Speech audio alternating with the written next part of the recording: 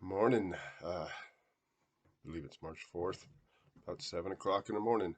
We were having a discussion, a friend of mine and I, about someone he knows very well who got every question right on the graduate records exam. The interesting thing is about that is he said the only reason I got it questions right and everybody else doesn't is because I work harder than other people. And I always think about that in terms of nature versus nurture and telling people everybody can be everything if only you work hard enough.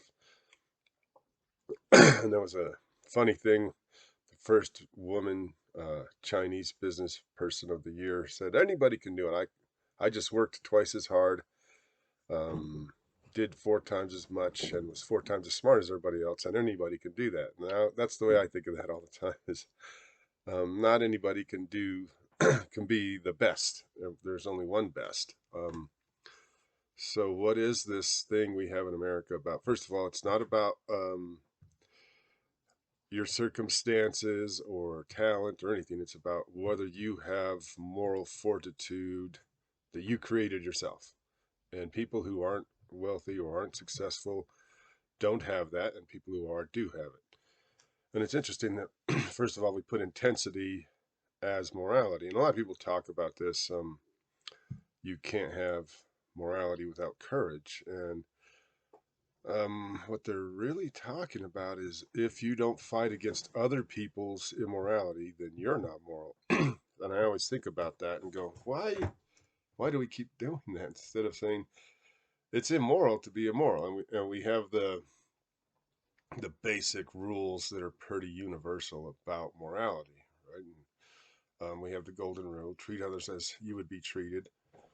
Um, and We have care of community, we have care of self, we have care of the future, we have care of the environment. These are all common themes for morality.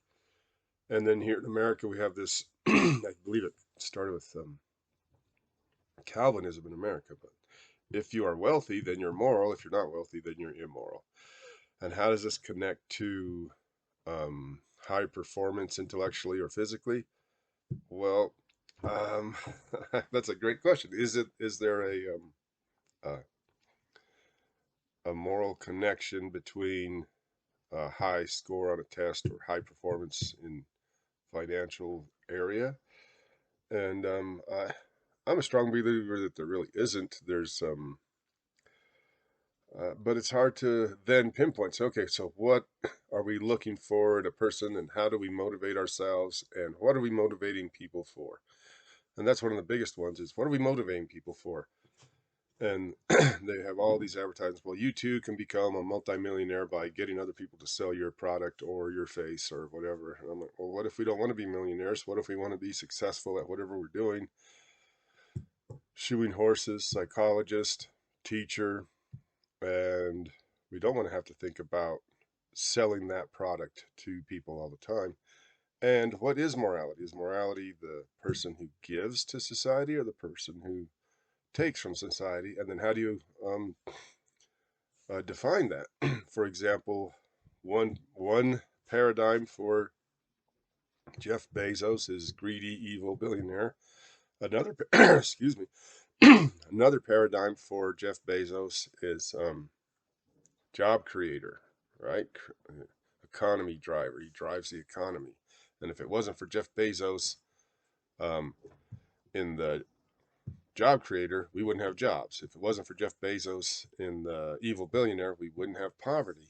And it seems to me that that's connected back to, well, I just worked harder than everybody else, and that's why I'm business person of the year or best basketball player in history or got my perfect score on the GRE.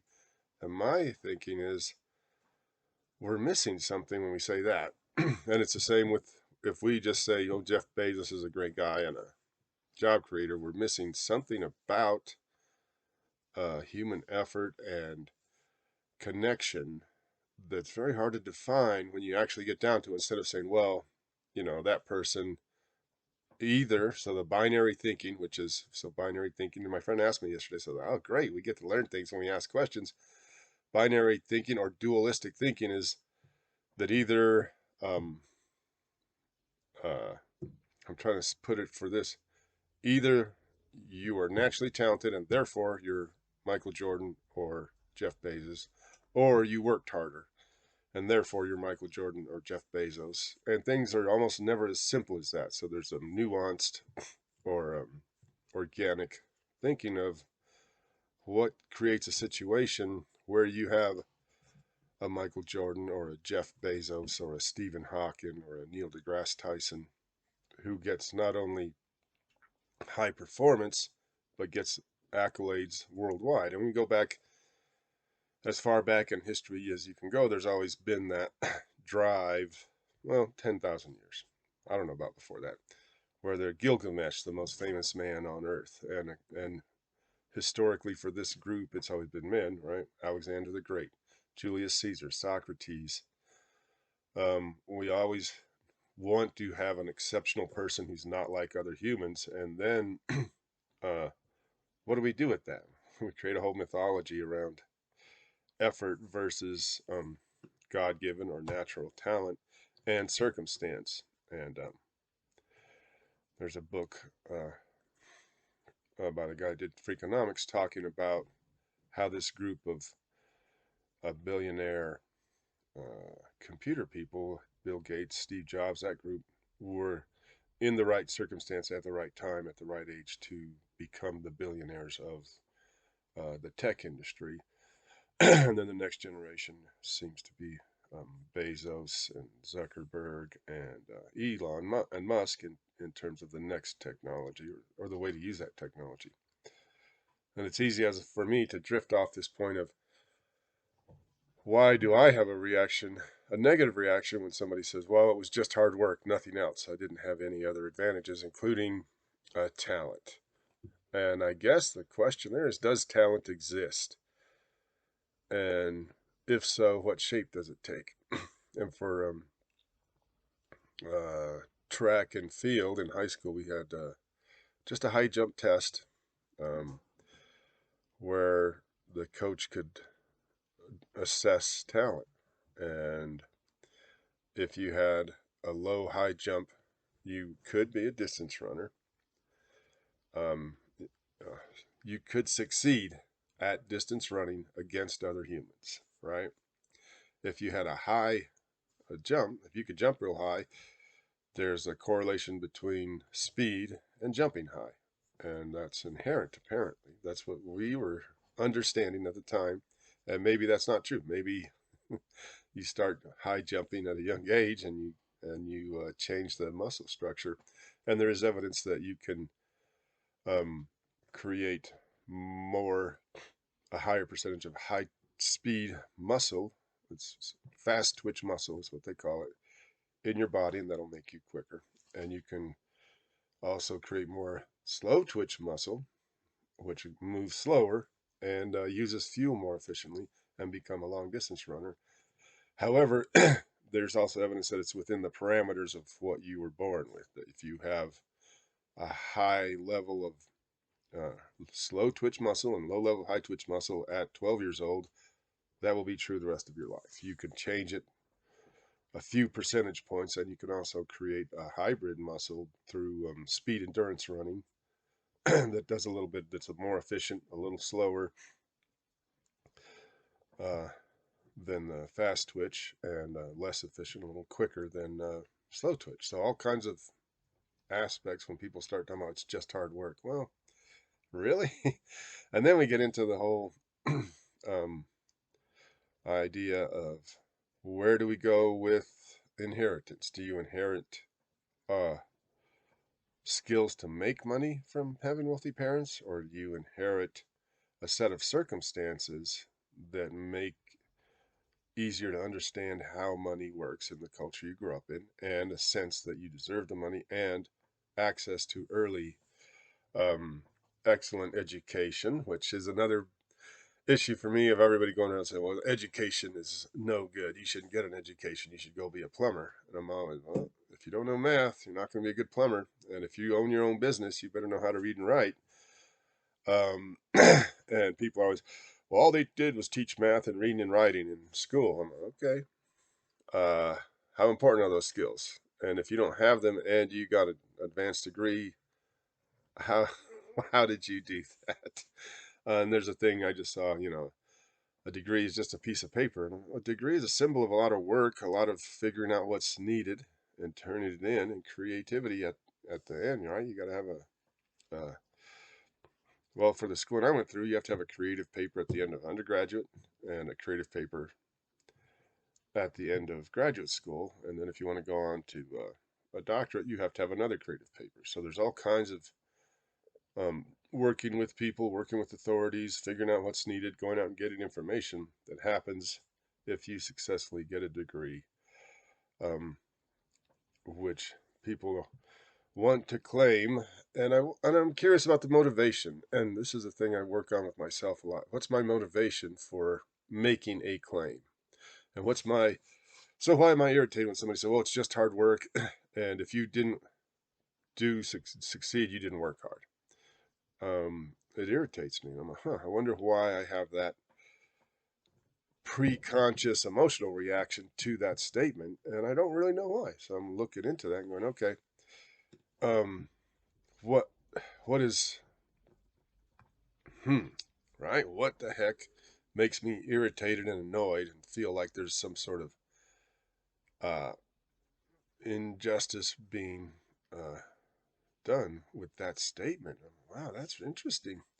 And it could be that I've seen people who work hard not get rewarded by society with health care, shelter, access to food and water. Maybe. I don't know. So look into that. And what is the motivation for the person saying that? Are they worried? I don't know. So if you if you think if you're irritated when somebody says I didn't succeed because of injustice, what's the motivator behind that? Is it a truth that you don't like, or is it untrue? My critique or looking at that makes me think that depending on the type of success, it's always, are you able to focus and do little things every day towards a goal, right? How did you get that skill? That's a different matter. And your circumstance, do you have opportunity and your inherent natural talents, whether it's for track and field, where you're like, okay, how high can you jump? And this will dictate the parameters of your speed and endurance to a degree, and that comes up again with this thing that I really really like of the three possible physical, intellectual, emotional conditions in life, which is the comfort zone, where you're relaxing, to speak metaphorically, hanging out on the couch at your house and just enjoying life. The learning zone, where you're out doing something that's mildly uncomfortable or reasonably uncomfortable, where you're building skills towards a higher level of performance in whatever you're doing, whether it's being kind or having emotional stability. And I start talking about that with training. If somebody has very low emotional stability, you start where they're at and do the metaphor of walking to the couch every time you want to change channels instead of using the clicker, as they say in the South, or the remote, right? And then you build up 10% a week, most activities, which seems a lot, right? Because then you stop at a certain point pretty quick, you're at your limit. And then there's the panic zone, where you go outside of your skill set completely and you don't know what to do. You don't know how to do it at all. And it's interesting because I'm trying to rename it from panic zone to the outside zone, where you don't have any reference points. And what happens if you're very scared of the panic zone, it gets bigger and bigger. You have less and less ability to deal with the world. If you always stay in the comfort zone, that zone shrinks, as well as your learning zone and your panic zone grows. The more time you spend in your learning zone, the bigger your comfort zone and the bigger your learning zone gets, and the smaller the panic zone. And when you develop, the more skills you develop, the more you're able to be in what I don't know what to call it, the panic zone, and gain information for the next time you're trying to do something. How does this relate to nature versus nurture? And it was just hard work because I'm inherently better than you, or And what does that mean, right? What if, well, you had talent? Well, does that make the person inherently better? And there's a moral aspect to it that bothers me. Well, I deserve food and shelter and you don't because I'm smarter than you, or I'm a better athlete than you, or I have more money than you. It's very common. And of course, there's the binary reverse thought. If you're successful, then you must be evil. Wow, what are we saying with that? And if you grew up in a society that committed genocide to get a territory and wealth, how do we deal with that in a way that makes sense, right? Because pretending it didn't happen seems to create a lot of dissension and discontent, and celebrating, and I don't mean the word making it come into the present doesn't seem to help very much either. So where do we go in that balance of, yeah, we're human, and this group of humans that's dominating the world right now are very violent, greedy people who respond, as the lawyer for Saddam Hussein said in an interview, only to force. And we look at the invasion of the Ukraine. There's a group think, I believe, that's about, I want that, I'm going to take it. And I don't know the details. There's lots of confusion and mix up in all human interactions because we don't really understand how to live in large groups. And that for me, that kind of confirms the theory of evolution, that here's a species that until a few thousand years ago lived in groups of 250 or less. And maybe we don't have a lot of written information. Maybe it was pretty cheerful. Maybe it wasn't. We weren't there. It wasn't written down. Um, and about 12,000 years ago, it seems like, started having these big groups, and there's always been this conflict and a lot of unhappy individuals. Now, is that an unsuccessful evolutionarily? No, we have now 8 billion animals on the planet, so obviously it was a success. The last 10,000 years have been a success evolutionary. And what does a success mean? It means that species becomes more populous. Um, and people always try to put a plan or an end game on evolution, and the theory of evolution has um, doesn't really address these issues of is there a God or not a God? There's organisms and groups of organisms that procreate, that react to the environment with mutations that either create more of that species or less of that species or maintain a similar amount. So it's interesting how then we have these social Darwinists who say, well, a rich man is evolutionarily better than a poor man. Well, what do you mean? Um, uh, Evolutionarily better. What are you talking about? And if you're thinking just about numbers, there's more poor men than rich men. So that's not a truism at all. It's something else. So, and as far as any reading of evolutionary theory goes, there is no thought that there's a moral code for evolution or a goal, right? People are always saying, well, the goal of evolution is, I don't see that anywhere in the scientific community, that there's a goal of evolution.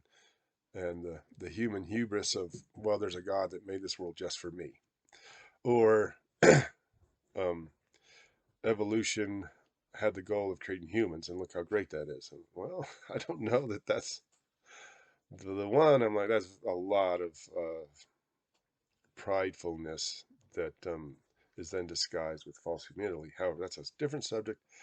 But even saying that evolution had a plan to make humans seems a little crazy. So I definitely got off point with the morality of saying, if I am better than you, it's because I worked hard, not because I had better circumstances or better genetics or something else. It's either God loved me more, therefore you're a bad person, or I worked harder, therefore you're a lazy person, therefore I deserve to have more. So that's kind of, I guess, the nuts and bolts of what I was thinking about it. Is that's my emotional reaction. Is that's what I think people are intending when they say I just worked harder than everybody else. And maybe that's not what they're intending. Maybe that's what they kind of mean without intending, and maybe that is what they're intending. We need to have a discussion. Is that true? Alrighty.